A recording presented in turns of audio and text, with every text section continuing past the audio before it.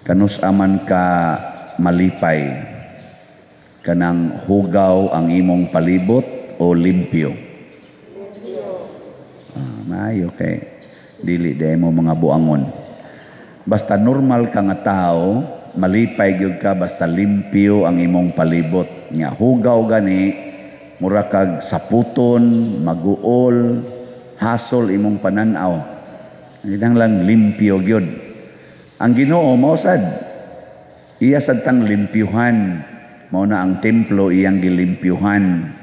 Nya ang diri sad sa unang pagbasa, ilang gibuntog ilang mga kaaway, ilang gipangpatay kadtong naghugaw-hugaw sa ilang templo, giguba pa gyud, nahugaw pa gyud.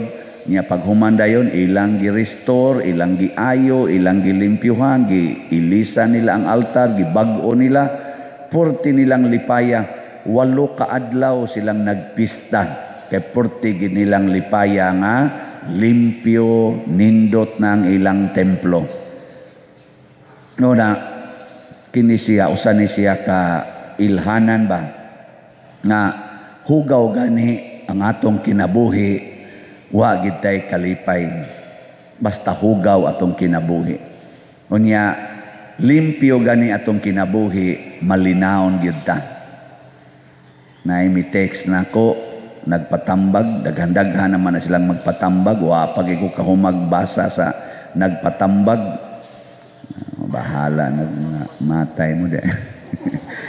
Ako'y mamatay binasa, daghan gayo. Sige patag plano unsaon pagtambag niya text dugay ra ba kay ta maka-text kanisan tiguang na ta magpunay tag irog sa atong glasses. May ito mga batan ulit, piti-piti lang kamo, tuk-tuk-tuk-tuk-tuk-tuk-tuk. Ang tiguan, mangita paghain tong mga Pero malingaw ko ba? Nagi uban ha? Nga mo testimoniya, daghan na sa kong nadawat nga testimony, na kaduhanan ni attempt og hikog kay para niya wa na'y kapuslanan ng iyang kinabuhi. Ang ako rang gitambag, dingon ako niya, kana ganing naa magid ang Ginoo sulod nimo, ang nakaapan wa nimo siya tagaig higayon nga molimpyo sa imong kasing-kasing.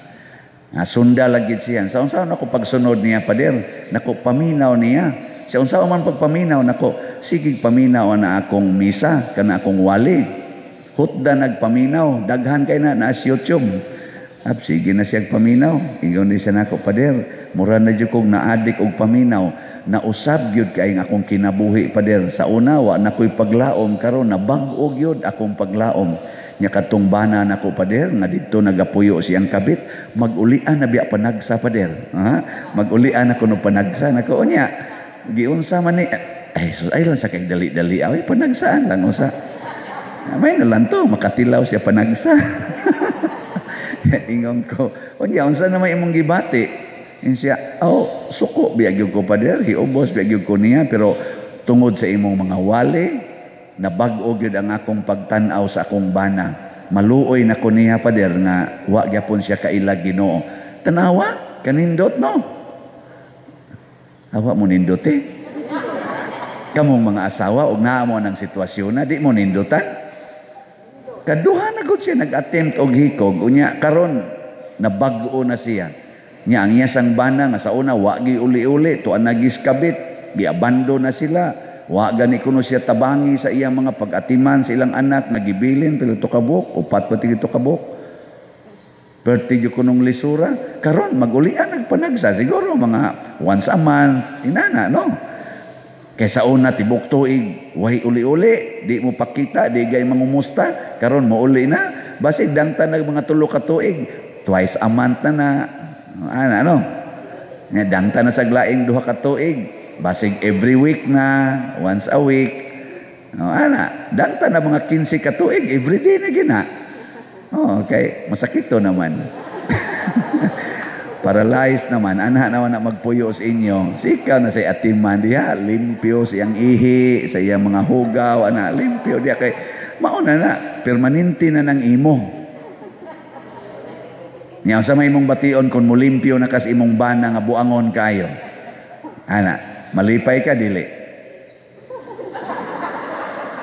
Kamuray gaingon nga kon limpyo imong palibot, malipayon ka. O, di ba? Maura na yung teknik. Oy, paglimpyo ra gyud. Nya kinsa may molimpyo gyud sa tinud-anay sa atong kinabuhi, ang tag-iya ra sad anang maong kinabuhi nga mao si Kristo. At tanawa ang mga taong buangon nga ang ilag yung kaugalingon na puno sa sala.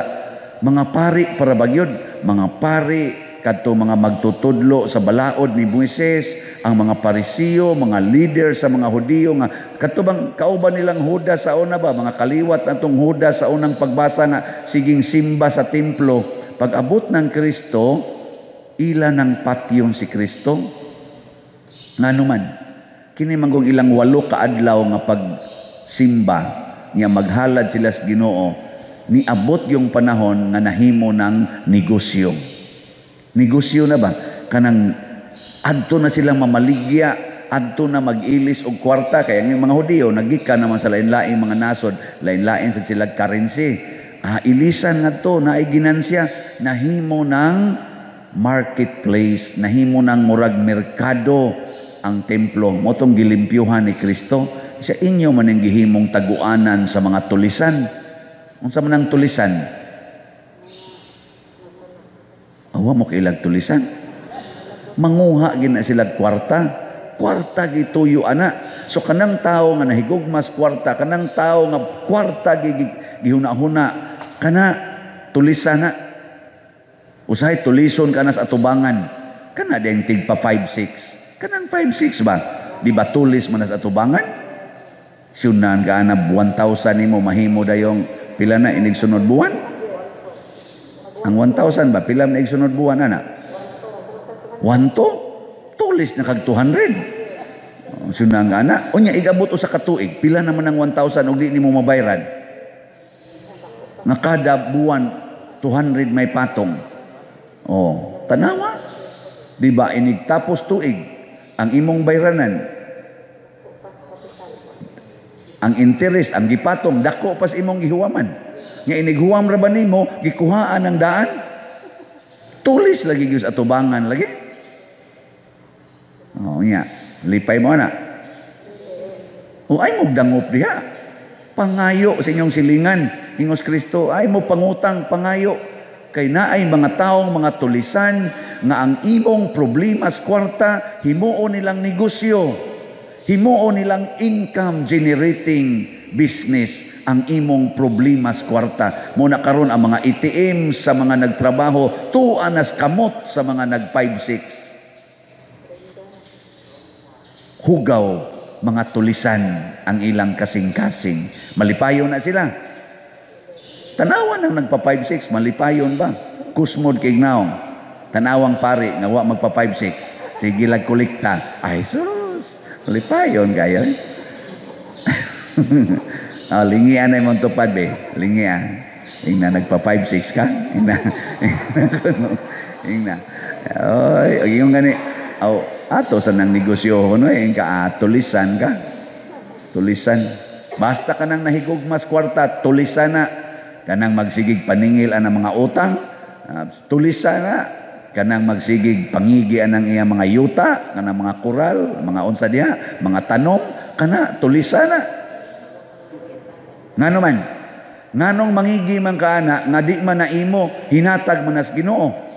Ika na no'y mangigi sa hinatag sa Ginoo? Kawagod ni mo ibatasan. Ikay nagpatubo anang imong mga tanom, kanang imong yuta, ikay gahimo ana. Ika na din koral pa dil. O lagi ang koral. Pero nagtungtong man as yuta, kuha ang yuta, di ba wagtang na imong koral? O niya, nganong mangigi mo kaana? Tulisan ka. Ang tulisan mangangkon sa dili ila, pugso nilagangkon ang dili ila, niya ang tag-iya in taon kun musupak-supak, patyon pagyod, buangon ang mga tulisan. Muna ingos Kristo ayaw himua ang templo nga tagwaanan sa mga tulisan. Niya kamo karon dinhing nanimba, di mo tulisan. Panghatag mo slat. Palit mo maayog slat kana ang pari na tulisan. Oh, nindot kayo na. Na karon gani nanatay na halin sa atong slot nga 901 na ka-slot sa atong halin. Daghan na. Kani sila mo'y makalimpyo sa templo. Nya ang ako sang gipamaray ninyo isip inyong birthday gift nako kun buhi pa ko inig ka 24 hangyo man ko og mga pila to ka bag sa akong gikinahanglan mga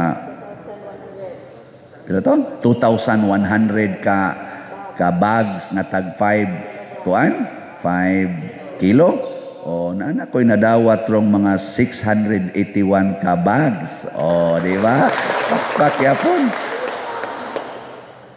napa may mga 1,419 ka mga bags ambot kahaog kuan pa ba kani paigo pa ba kani mahuman ra siguro ni ay mga hatag mo gahapon bitaw dihay ni text nako pader pila man ang usa ka kapilya pader nako 58 man na ka bags isa tagpila man kada bag nako ikaw lang nagbutang lang nag 200 so 11,600 padaden siya 12,000 ka pining siya pader para nis usa ka kapilya nindota 24 na lang ka kapilya mo iwap ay assignment naka-assign doon naman sa ining hatag og bali og kuan pila to mga 25 ka kuan kanang sako 250 ka mga sige na kanang bags ba di pila na to kakapilya di na magimo ka mo kwenta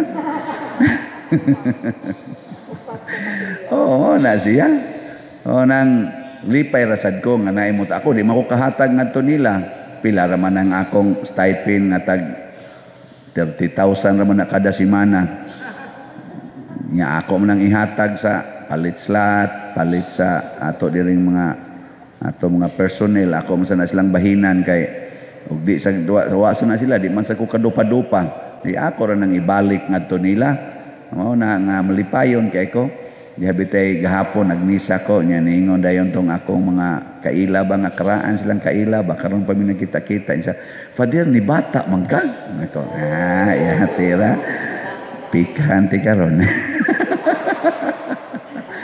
nako dili ka mo bata nga malipayon kay ang mga tao generous kay tanan isayunan bago gani mga donation sa tong nadawat nga nakapausab dinhi sa ato mga simbahan kadaghan ani pero naa pagitay panginahanglan nya relax ra ko kay kibaw ko bang hatag yun mo kani 901 na ni ka buok slots atong kuan pila man ka slots atong gikinahanglan karong November para atong pag-honor sa mga santos akong gibana-bana gakinahanglan gid unta tag mga 6,000 ka slots aron matubag nato ang atong obligasyon nga bayronon aning ato mga yuta nga na-acquire para karong buwana na may ni termino nga tapos aning buwan mas maigi kunog mabayran sila mga 6,000 ka slots na nya 900 naman ni ka slots pila na lay kuwang